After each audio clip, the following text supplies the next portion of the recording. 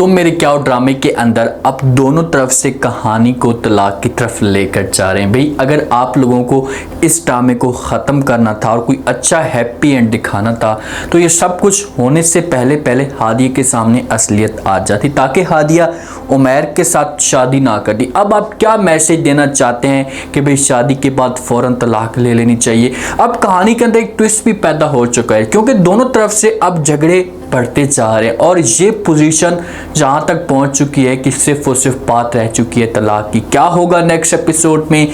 क्या हादिया उमैर से तलाक की डिमांड करेगी? सुहेब और सारा के बीच में भी हर रोज लड़ाई बढ़ती जा रही, तो क्या सुहेब मजबूर होकर सारा को भी इस घर से निकाल देगा, तलाक दे देगा? ये आज के शो में डिस्कस करने वाले हैं। जो नए लोग हैं मेरे चैनल पे जल्दी से चैनल को सब्सक्राइब कर। सारा ऐशा को कभी भी अपने साथ अब नहीं रखना चाहती। वो चाहती है कि इस घर में मेरा कोई अपना बच्चा है, ताकि सुहेब की जो ऐशा से तवज्जो है से हट जाए और उसके बाद से अपने बच्चे के ऊपर फोकस करे। लेकिन सुहेब है कि ये सारा के ऊपर तवज्जो नहीं देता, ये सिर्फ और सिर्फ ऐशा के ऊपर तवज्जो देता और बार बार सारा को समझाने की कोशिश भी करता है कि भाई ऐशा को कुछ भी नहीं होना चाहिए। और सारा इस मामले पे बहुत ज़्यादा परेशान है, बहुत ज़्यादा अपसेट है। वो चाहती है कि सुहेब ऐसा करे कि ये ऐशा को हादी के पास छोड़कर आ जाए, उसके बाद हमें कोई बड़ी खुशी मिले ताकि सुहेब मेरे क्लोज हो जाए। इसी वजह से सुहेब के पास आती है, आकर बात करती है और कहती है कि सुहेब आज हम डॉक्टर के पास जाएंगे,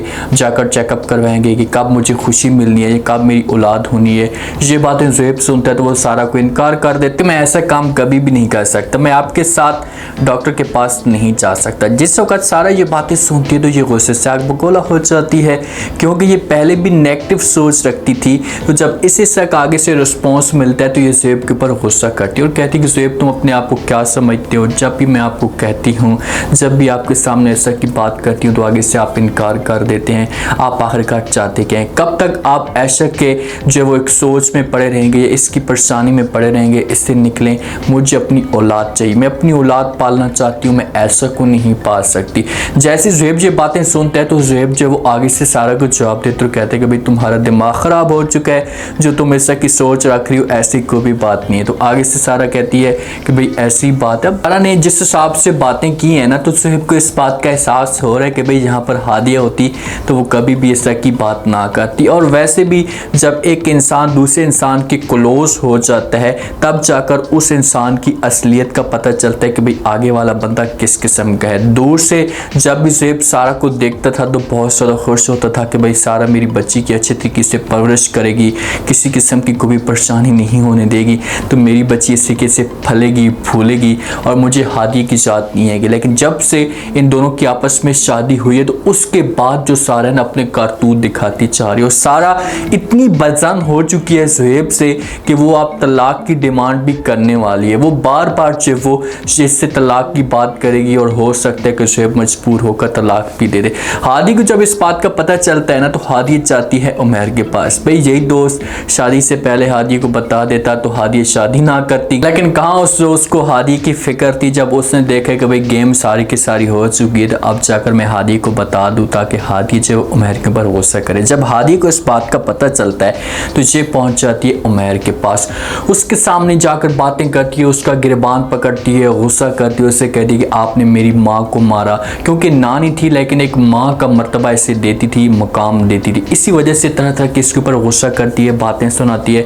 आगे से उमैर जिस वक्त ये बातें सुनता है तो वो समझाने की कोशिश करता है हादी को, उससे कहते हैं कि प्लीज़ मुझसे बहुत बड़ी गलती होगी, मैं मानता हूँ कि मैंने ऐसा नहीं करना चाहिए था, लेकिन उस वक्त मैं नादान था, मुझसे गलती हुई, आप मुझे माफ़ कर दें। हादी ये बातें सुनती है तो वो उमैर को कहती है कि मैं आपको कैसे माफ़ कर दूँ, क्योंकि उमैर जब उसकी मौत हुई थी तो उसके बाद उमैर ने अपने आप को चेंज कर दिया था और उसने ऐसा चेंज किया था कि वाकई वो हादी के साथ मोहब्बत करना शुरू हो चुका था। इसी वजह से हादी के साथ वो खुलकर बात भी करते और कहते हैं कि हाँ मैंने गलती की है, मेरा जब आप जो सज़ा देना चाहती हैं दे सकती हैं, लेकिन मैं अब आपके साथ मोहब्बत करना शुरू हो चुका हूँ, अब मैं आपके बगैर नहीं रह सकता। हादी ये बातें सुनती है तो वो उमैर को जवाब देती है और कहती है कि मैं एक कातिल के साथ, एक माँ के कातिल के साथ कैसे रह सकती हूँ, कभी भी इस इंसान के साथ नहीं रह सकती, मेरा जो है वो दम घुटेगा, क्योंकि आगे से जिस हिसाब से आपने घटिया हरकतें की हैं तो मेरा जो आपके साथ दिल भर चुका है। उमैर जहाँ पर बार बार मिनटें तरले करे जाएगा,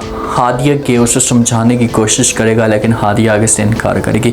हादिया अपनी जगह पे ठीक है, लेकिन जब एक इंसान चेंज हो जाता है ना, तो आगे वाले इंसान को भी चाहिए कि वो उसे माफ़ कर दे, क्योंकि जो इंसान गलती करके अपने आप को सुधारता है ना, तो फिर वो कभी भी दोबारा उस किस्म की गलती नहीं करता और कभी भी वो फिर इस तरह की घटिया हरकत नहीं करता। उमैर ने वाकई बहुत गलत किया, लेकिन अब वो इतना चेंज हो चुका है कि वो कभी भी हादी को धोखा नहीं करेगा। लेकिन हादिया ने आगे से डिसाइड कर लिया है, उसने फाइनल कर लिया कि मैं कभी भी अब इसके साथ नहीं रहूँगी और ये बार बार जाएगी, उमैर के साथ जाकर बात करेगी और समझाने की कोशिश करेगी कि भाई अब मैं तुम्हारे साथ नहीं रह सकती, आप मुझे तलाक दे दें। जब पूरे घर के अंदर तमाशा खड़ा होगा तो हो सकता है कि मामू जान आए और वो हादी को समझाने की कोशिश करे, उसे कहे कि भाई जो कुछ होना था हो चुका है, लेकिन अब उमैर ऐसा नहीं है, तो आप ऐसा करें कि माफ़ कर दें इसे। माँ भी आकर बात करेगी उमैर की, तो हो सकता है कि हादी इस मामले पर सोचे और समझना शुरू कर दे।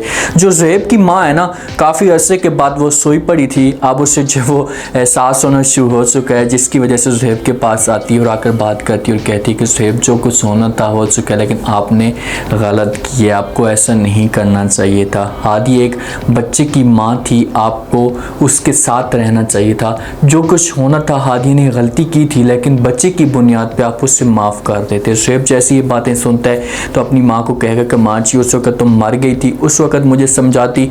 लेकिन ज़ुहैब की माँ ज़ुहैब को समझाने की कोशिश करती थी, उसके साथ बात करती थी कि यार आप गलत कर रहे हैं, आपको ऐसा नहीं करना चाहिए था।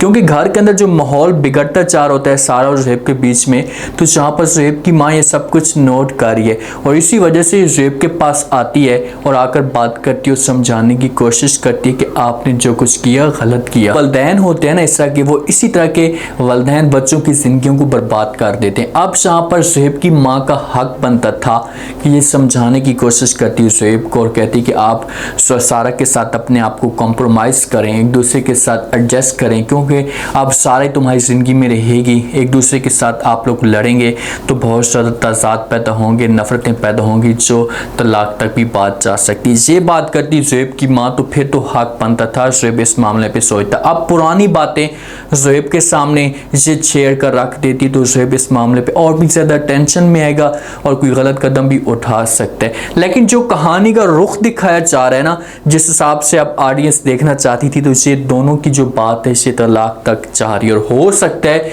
कि आज आगे जाकर जो वो हादिया बात करे उमैर के सामने कि मुझे तलाक दे दें, और दूसरी तरफ सारा बात करे ज़ुहैब से कि भाई तलाक दे दें। अगर ये तलाक होती तो फिर मैसेज क्या जाएगा?